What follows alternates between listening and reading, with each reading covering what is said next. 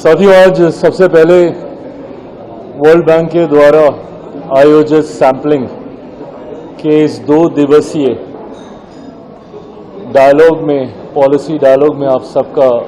तमाम मेरे मीडिया के साथियों का मैं स्वागत करता हूं। Ministry of food processing India के कोलैबोरेशन के साथ, जिसमें गुजरात सरकार का भी विशेष सहयोग रहा है, हम लोगों ने ये 2 दिवसीय पॉलिसी डायलॉग ऑर्गेनाइज किया है ताकि फूड प्रोसेसिंग सेक्टर से जुड़े हुए जितने भी वर्टिकल्स हैं उसको कैसे और ज़्यादा एक्सप्लोर करके,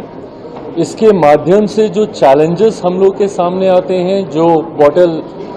नेक्स्ट हम लोग के सामने आते हैं, कैसे उसको हम लोग रिजॉल्व कर सकें।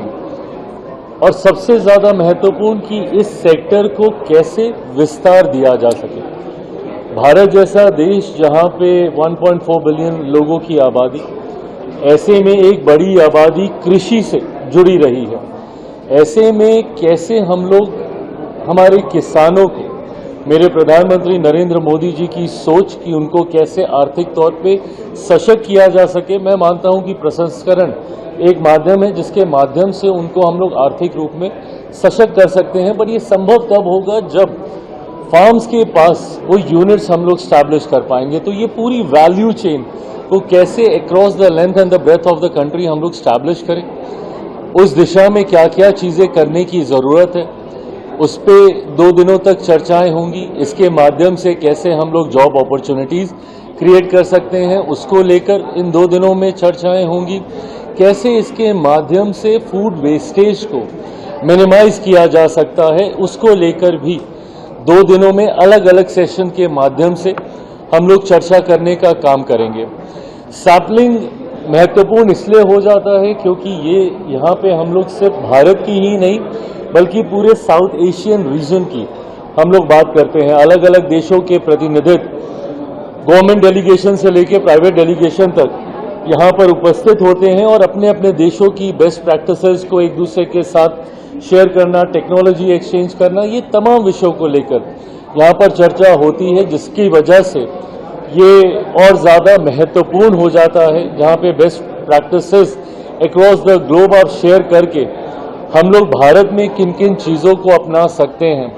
और भारतीय किन चीज़ों को हम लोग दूसरे देशों के साथ साझा कर सकते हैं, ये भी मौका हम लोग को इन 2 दिनों में मिलने जा रहा है। मैं मानता हूं मेरे प्रधानमंत्री आदरणीय नरेंद्र मोदी जी की सोच है कि भारत इवेंचुअली अपने आप को एक ग्लोबल फूड बास्केट के तौर पर दुनिया के सामने प्रस्तुत करे, और ये क्षमता है हम में। हमारे पास प्रोडक्शन इतना है, वॉल्यूम इतना है, बस अब उसको वैल्यू में कन्वर्ट कर कर दुनिया के सामने प्रस्तुत करना है। मेरा खुद की मेरी चाहत है। मैं चाहता हूं कि दुनिया का कोई भी डाइनिंग टेबल ऐसा ना रहे जहां पे कम से कम एक भारतीय खाद्य पदार्थ जरूर होना चाहिए, और ये क्षमता भी है हम में और ये पृष्ठभूमि भी हम लोग की रही है। हम लोग प्रसंस्करण से तब से जुड़े हैं जब शायद कोई प्रसंस्करण शब्द को भी नहीं उतना जानता होगा। हमारे घरों में नानी दादी का दही जमाना, पापड़, जब मैं आज यहाँ गुजरात में मौजूद हूँ, अचार बनाना, ये तमाम प्रसंस्करण का ही हिस्सा है, जिसको धीरे धीरे और वर्टिकल्स में हम लोग एक्सपैंड करने का हम लोग काम कर रहे हैं। मैं यहाँ पे गुजरात सरकार का विशेष तौर पे धन्यवाद दूंगा, मुख्यमंत्री जी का धन्यवाद दूंगा कि उन्होंने इस कार्यक्रम को, जिसमें मेरे मंत्रालय का भी विशेष योगदान है, उसको 2 दिन तक आयोजित होने के लिए पूरी व्यवस्था